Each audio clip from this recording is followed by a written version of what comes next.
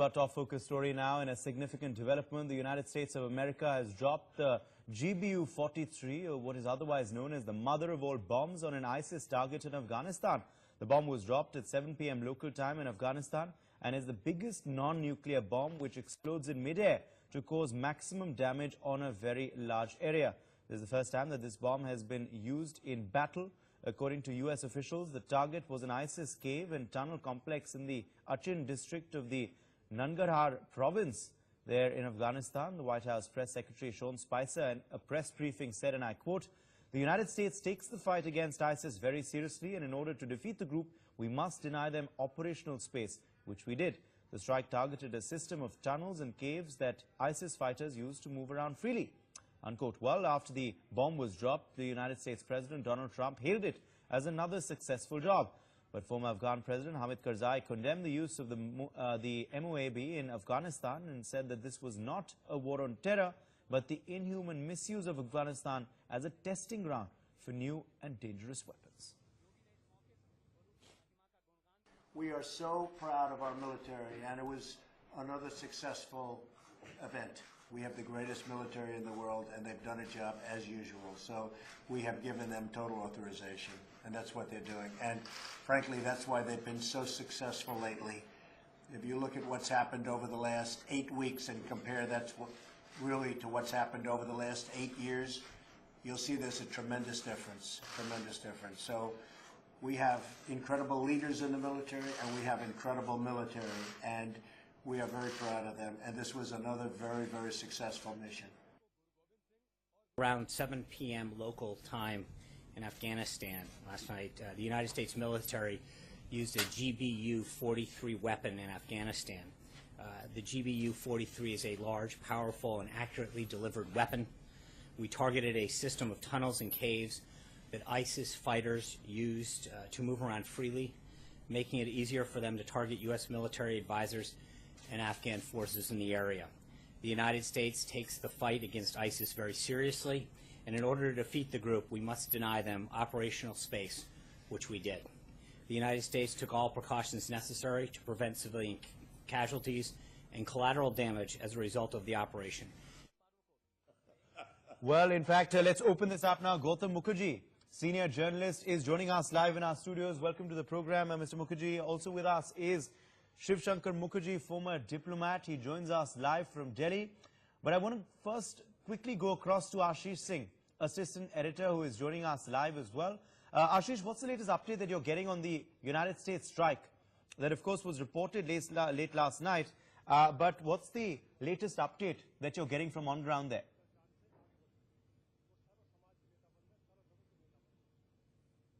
Just to inform viewers, day before yesterday, U.S. has diverted one of the biggest assets, including the aerial assets within the aircraft carrier of U.S. Air Force and U.S. Navy.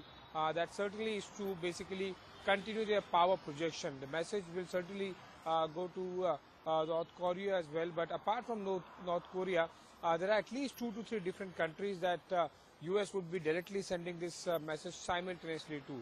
Russia, as you mentioned, yes, but it's more of it's more towards North Korea and China than Russia, considering since the time Trump has come, the relations and the tensions between U.S. and Russia has gone down a bit. Right. Stay with us, Ashish. In fact, let's get in Gautam Mukherjee onto the broadcast now. Gautam Mukherjee, this is a big development. And the fact is this has been building up. Under President Trump, we were expecting some firm, decisive actions against terror, given his rhetoric during the campaign, and he's just decided to go ahead with that, isn't it? Yeah, I think Ashish just made a very important last point, which is that this isn't directed at Russia, it is directed at China and its friends, which is Pakistan and North Korea.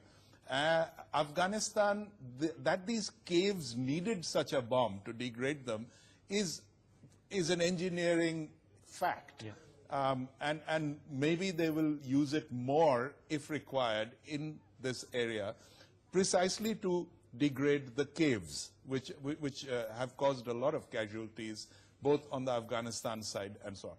Karzai saying that this is a testing ground is also something to think about, because this bomb does have a tremendous radius, a huge blast wave, is capable of flattening what it hits and destroying a lot of people and things in a large area, as much as 16 kilometers. 1 kilometer is devastated, 16 kilometers is degraded. So it's quite a bomb. The other point that was made was that, you know, this is hard to deliver. It was delivered from a transport plane on a pallet, Yeah. and with a parachute. Now, if you try to interpose use of such a bomb in a place with air defenses, which a point which was made earlier, how do you actually launch such a bomb?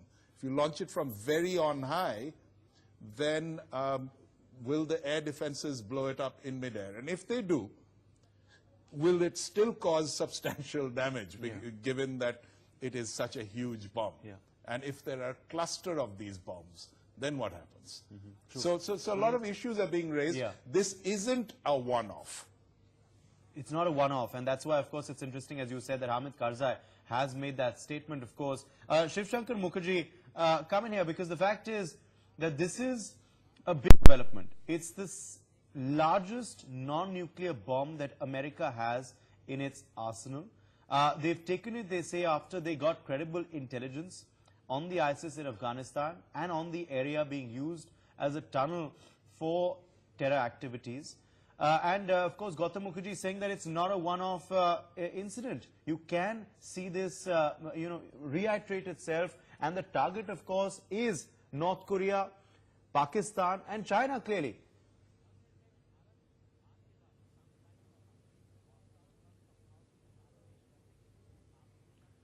Well, I don't know. Hamid Karzai is absolutely right, absolutely spot on when he says that this certainly has been used to battle test, an experimentation in battle testing a huge weapon, probably to see whether it has the kind of impact in battle as it may have shown in computer simulations or in,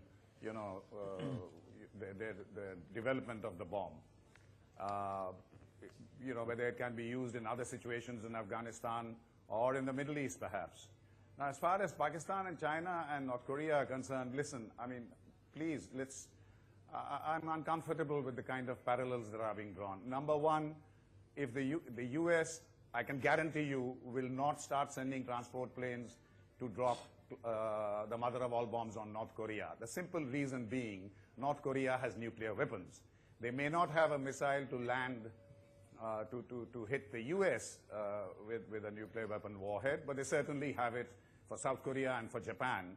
And no hard anti-aircraft, anti-missile system can guarantee you that one of those warheads won't get through. So let's forget about that. I don't know how the nexus is being made that this is a message to China. The Chinese-American relationship is now being dealt with at a very huge level.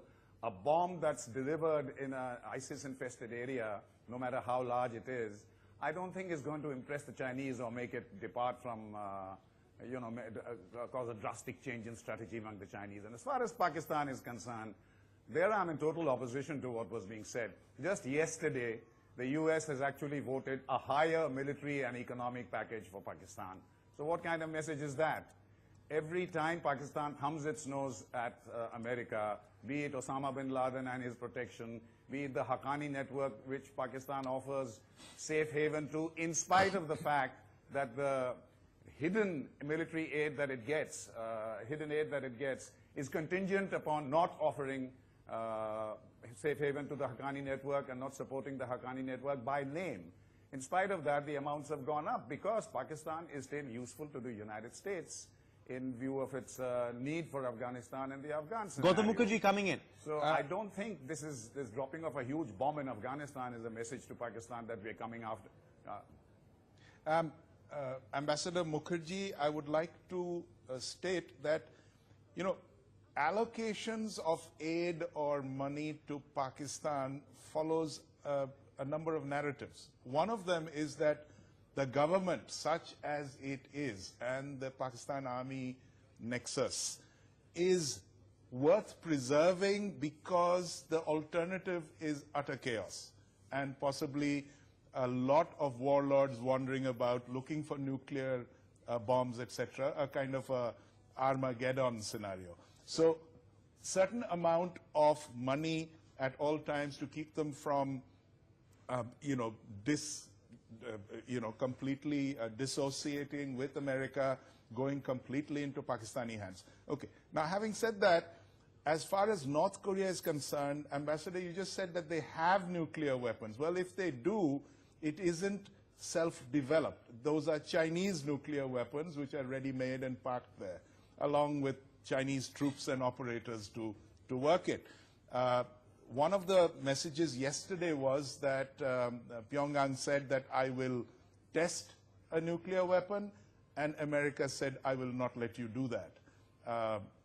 So it is building up towards something. Whether they will use the very same bomb or not in the North Korean theater, and indeed whether they will strike at all preemptively, is speculative. Okay. So the rest, of course, continues to be speculation, but the fact is that President Trump has ignited a big debate on how far really the Americans can go in this war against terror, with the development taking place late last evening in Afghanistan. We leave it there. Gautam Mukherjee and Shivshankar Mukherjee, thank you very much for joining me on the broadcast this morning.